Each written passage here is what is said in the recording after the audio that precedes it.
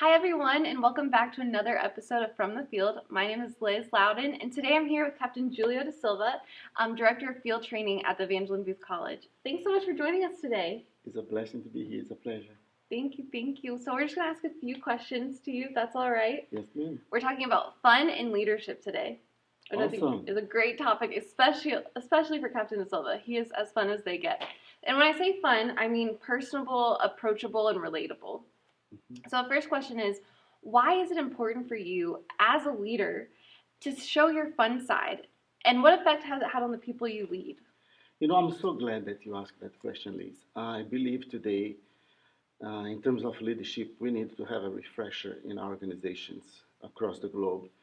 When I was doing my MBA in 2015, I came across a research that was done by the London School of Business, where they find out in that research, throughout interviewing people from all over the world, um, trying to find the reasons why people quit their jobs. Well, they find out that people don't quit their jobs by quitting the organization. They quit not their job, but they quit their boss. And the three main reasons why people quit their boss is when they don't feel that they are listened, that they are valued, and what they do is important. So I believe that we need to realize today that you can be a great finance guy, you can be a great administrator. It doesn't mean necessarily that you are a great leader, because in order for you to be a great leader, you need to learn how to deal with people, Yes. how to relate with people. And people, more than anything else, they need to feel valued. Yeah. They need to be seen as a person for who they are, much more than their performance, much more than what they are doing. So I don't believe that we can separate from work. I think it has to be seen not as two different separate things. It We can have fun as we work. Yeah, definitely. And we have to create that space where people can have fun as they work. Let me give you some reasons why I believe that fun it is important in a workplace. When people have fun, they are more engaged. When people are having fun, they are less stressed. When people are having fun, turnover is reduced. When people are having fun, they are more productive. We need to make room for fun. You said, why am I not afraid of showing my fun side? First of all, I believe that as a leader, I have learned in a hard, tough way that first I need to be self aware. I need to know who I am as a person. I need to accept God's love. And the more I accept God's love, the more I accept that gift of His love, the more I'm able to accept myself. And I am finding out more and more that the more I accept myself, who I am with my strengths and my weaknesses, I have more tendency to accept others. So the more grace I have received from God, more gracious I am becoming. Yeah. The more I experience God's love and His forgiveness, the more I am forgiving others. So we cannot be afraid of showing who we are. We have to be comfortable on our own skin as a leader. I love that. Yeah, being confident in who you are, that is key. I know Yes. because we operate out of who we are. Exactly. Very true. So another question, in what ways do you plan or do you use fun activities and creative ideas to motivate your team to accomplish a goal? Liz, if you Google it, if you go to a bookstore, you can find excellent books and that can give you many different uh, ideas and resources on how to turn your work environment a more a fun place where people can work. More than ideas, if you allowed me to say, more than the ideas, because some ideas may work from a place and may not work to another place.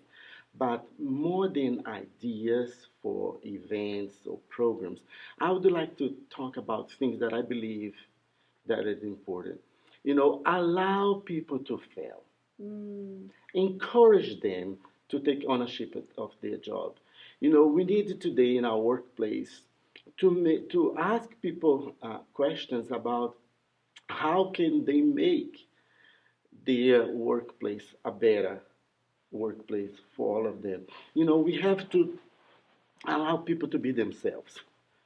And when you look, the biggest corporation nowadays, they are freeing and helping the employees to have their own work schedule and to take ownership of what they do. We are more interested in less, keeping simple. Less is better. We need to make our workplace to be more organic, a place where people are free to vent their opinions, to create bright ideas. Why not to reward people for their bright ideas and to put them in charge of the process? There is no more space for one or two star running the place. We need to reward collaboration.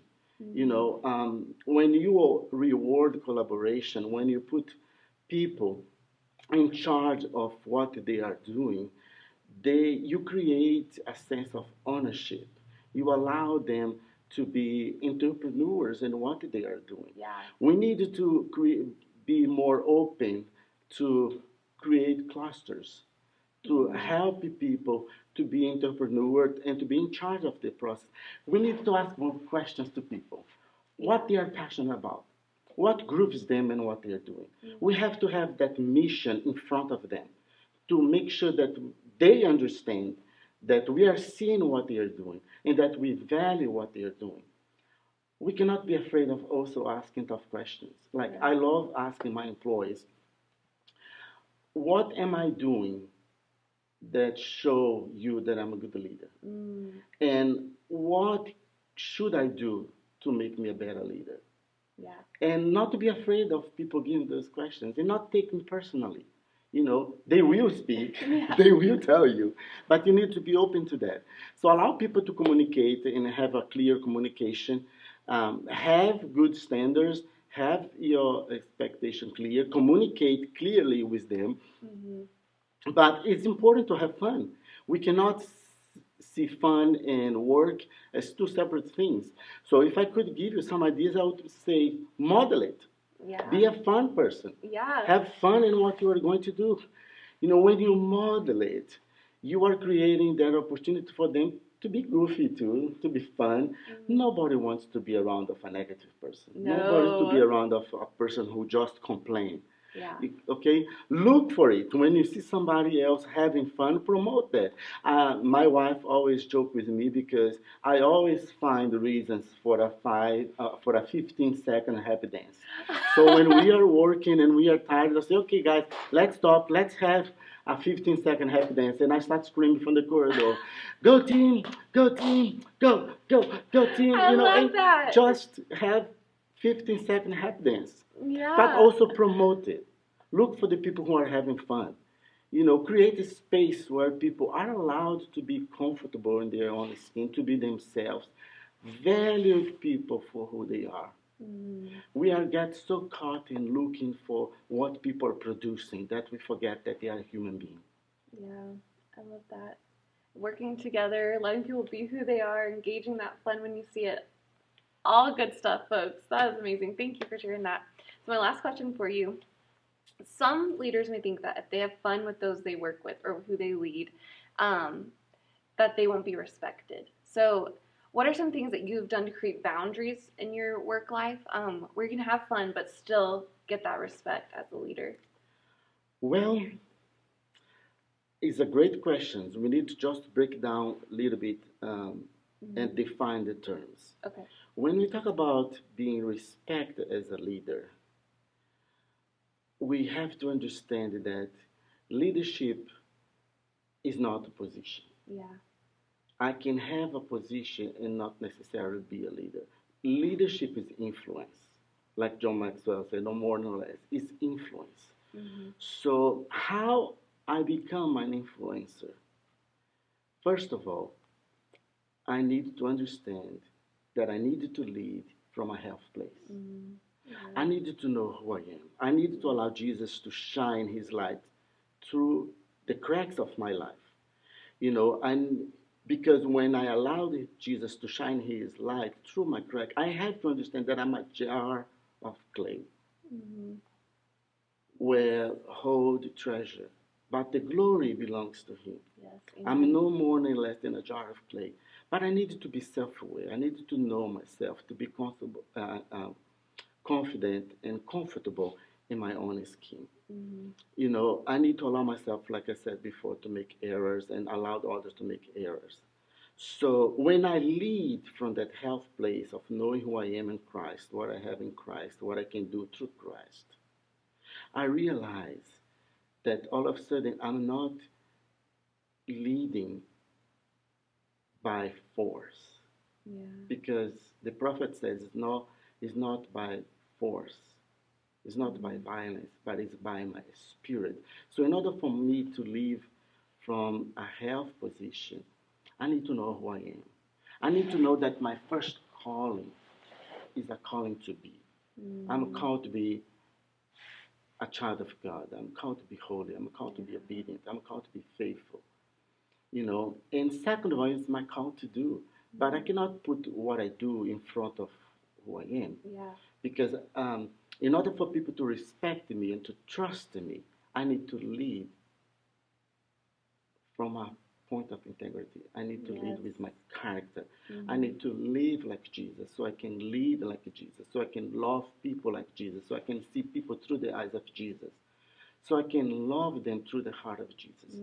So it's only when we are comfortable knowing who we are that, people who, before people will buy our visions, our projects, our objectives, they will buy who I am first.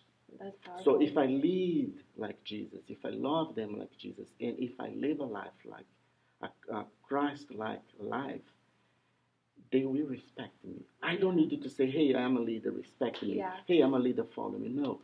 They will see my character. They will see in the way that I approach them, that I see them. And I will be respected, So the ways that we can create health boundaries is, just realize as a leader, you are an influencer. People want leaders that are vulnerable, that are comfortable with their skin, so they can relate to them as a person. And people want leaders who are humble enough to approach them in a respectful manner, yet they also, their executive presence to be impactful and dynamic enough to never cross the line of respect. So when they see who you are as that man of integrity, that a godly man or a woman, they will respect you for who you are. Thank you so much for those good words. That was excellent. I hope you all enjoyed this with Captain DaSilva. Thank you so much for sharing that. It's a pleasure to be here. The more connected we are to God, the better we know him and who we are, and to lead confidently out of that. And I think that's the biggest challenge today, because we're driven in a performance society where people live, trying to perform well so they can be validated by what they do. In reality, you need to know who you are in Christ. People are tired of the rat race. People are tired of people wearing masks. They want the real deal. We need to be the real deal to folks,